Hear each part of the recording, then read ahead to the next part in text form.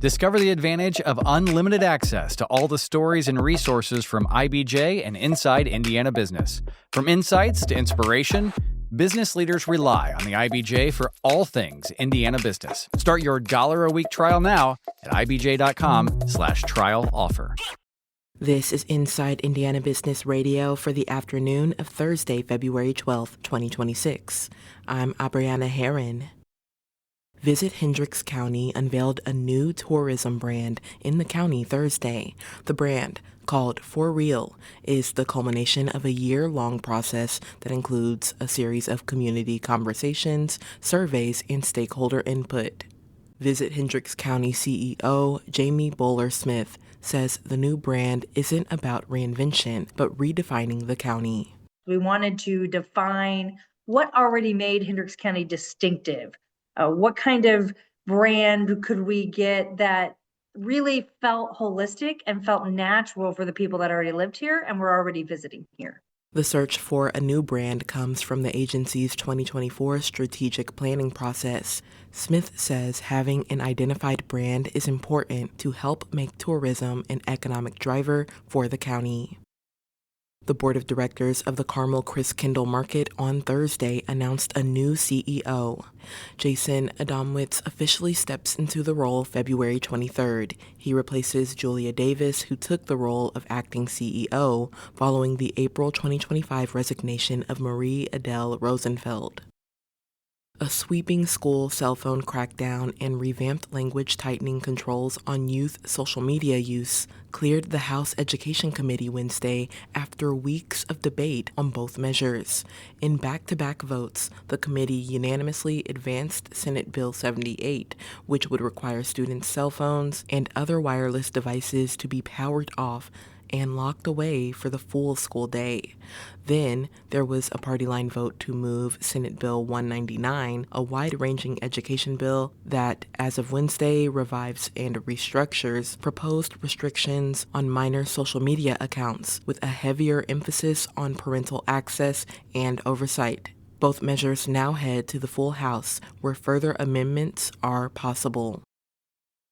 Inside Indiana Business Radio on demand is made possible by the following. Thanks for listening to this IBJ Media podcast. You're probably going to remember this ad. Do you know why? Podcast advertising works. 85% of listeners recalled hearing an ad during a podcast, and 70% of podcast listeners have acted after hearing an ad.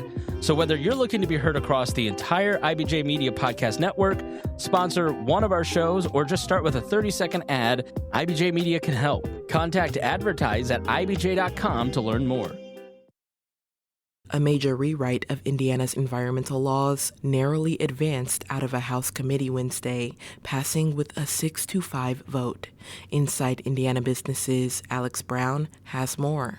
Senate Bill 277 would remove what supporters describe as outdated language, dozens of reporting requirements, and hundreds of mandates from state environmental code. Republican Senator Rick Niemeyer of Lowell says he worked with the Indiana Department of Environmental Management for a year to modernize the law. IDEM Commissioner Clint Woods told lawmakers the changes would improve clarity and reduce unnecessary burdens without weakening state or federal environmental protections. Several business groups support the measure as well. Natalie Goodwin with the Indiana Chamber of Commerce says it would make permitting more predictable and help avoid costly delays. The Indiana Manufacturers Association says stricter timelines would create more certainty for their members. But environmental groups and residents are raising concerns. They point to language that would make some enforcement actions optional instead of mandatory, including when pollution poses an imminent threat to public health. Critics also oppose changes to the Environmental Rules Board, including allowing the governor to remove members without cause. The bill now heads to the full House for consideration.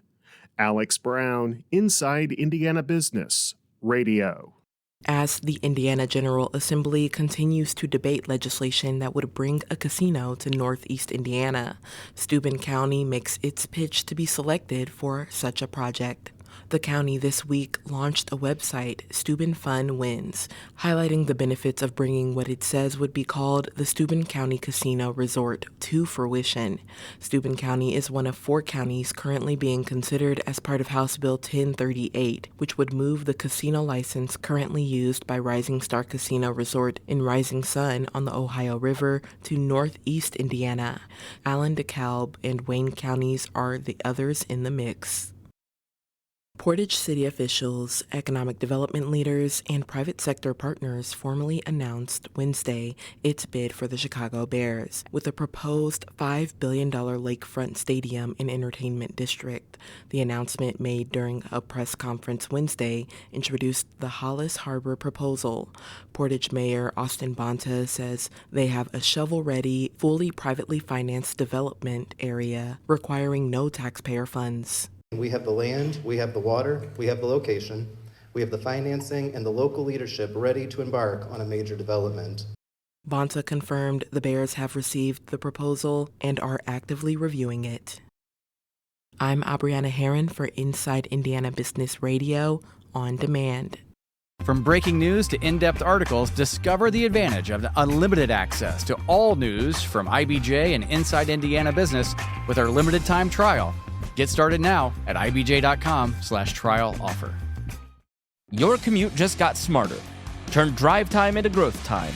The IBJ Media Podcast Network gives you front row access to leaders shaping Indiana's economy, culture, and future. No filler, just smart, relevant, local storytelling you won't get anywhere else. Find all of our shows by searching IBJ Media in your podcast app or visit ibjpodcasts.com.